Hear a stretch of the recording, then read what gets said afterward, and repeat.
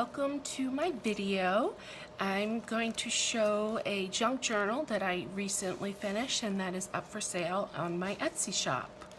I called this Shine Like a Diamond, and then the whole thing has a diamond theme. It's very colorful and sparkly, in jewel tones and all things that I really enjoy, and colors that I really enjoy. On the side here, there's some fibers, and this is actually from my friend Tara. Gave this to me. It came off a chandelier. She thought it would look really nice, and I love it.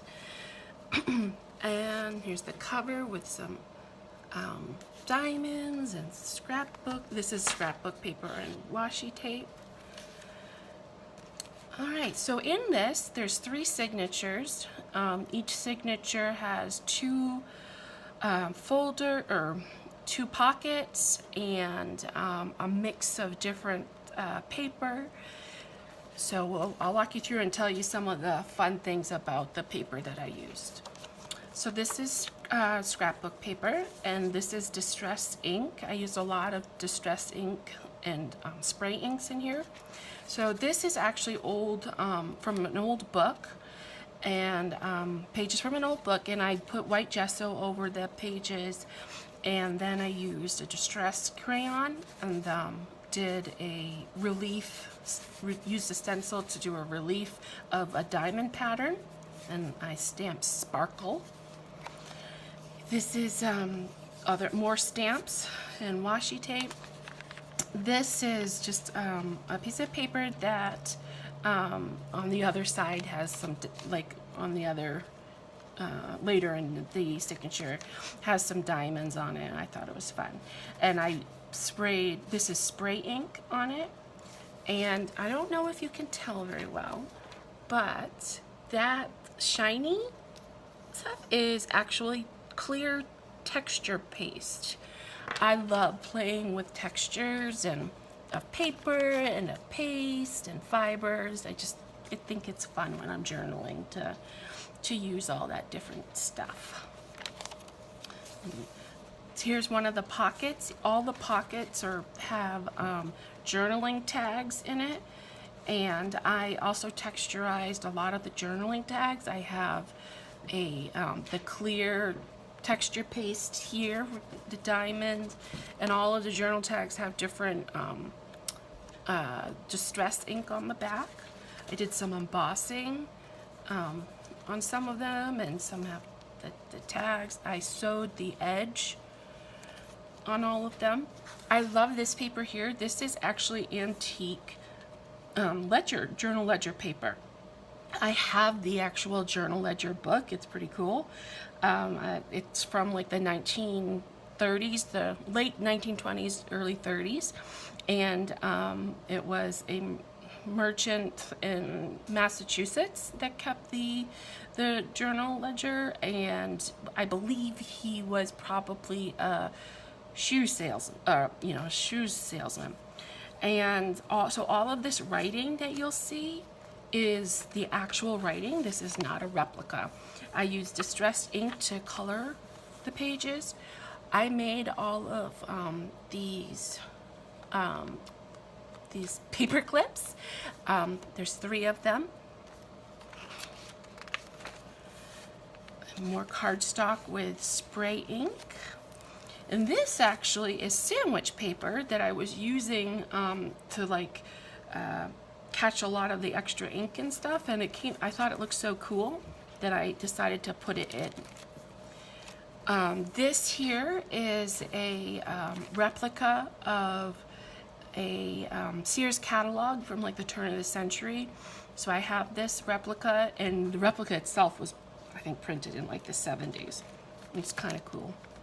And it has green distress ink on it and some diamond stamps.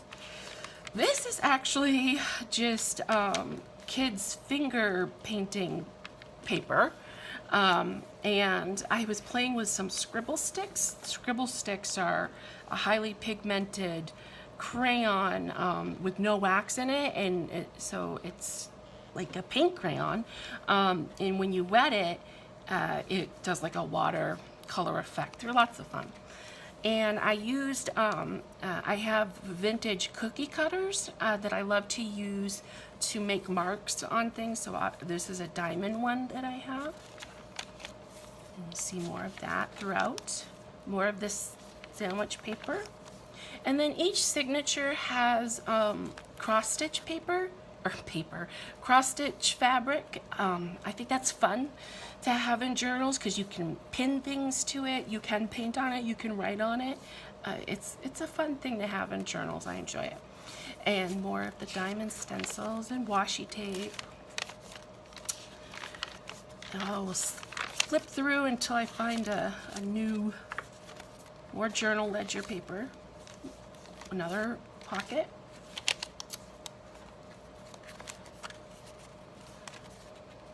All right, now we're going into the second signature. Another pocket with the tags. And there's more of the texture paste on this one. This is actually from an antique music magazine that I have. I have the full magazine. So this is not a replica. This is actually from an antique music magazine from, I think it's like the 30s or 40s. So I love old paper. I think it's just really cool. I love the smell and the feel. And some more diamond stamps and ledger paper, another paper clip that I made. Okay, this is also awesome and funky. This is actually vintage sewing tracing paper. And what's kind of special about this one is that this particular piece, someone had traced a coat of arms design on it. So someone had sewn their own coat of arms, and they were copying it and used this to make their sewing marks. So that's fun. This is a full sheet of the cross-stitch fabric.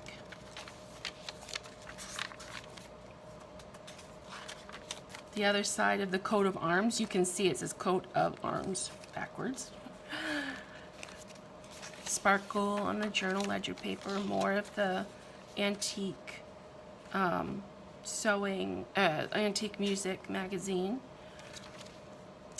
And the diamond paper and the texture. Another pocket with tags. You know, you can also put like mementos and, you know, other scraps and things in your pockets too. I'm going to do another video that I have 3 junk journals that I use and for different purposes, and I'm going to do another video that that explains how I use mine. So if you're new to the world of junk journaling, watch that one and maybe you get some ideas. And now we're going into the third signature. And so this is going to be a repeat of, you know, the same stuff throughout. There's the texture paste, music paper, and the other paper clip. So I used on each of the paper clips, there's a jewel, and then it's wrapped with you know, the fibers, the yarn fibers and stuff throughout the rest of the book. More of the vintage sewing tracing paper, though this doesn't have any marks on it. And then, you know, I threw a map in because why not? I think writing on maps and stuff is fun. This happens to be a map of California. Diamonds and more scribble sticks and ink spray and more of the cross-stitch paper.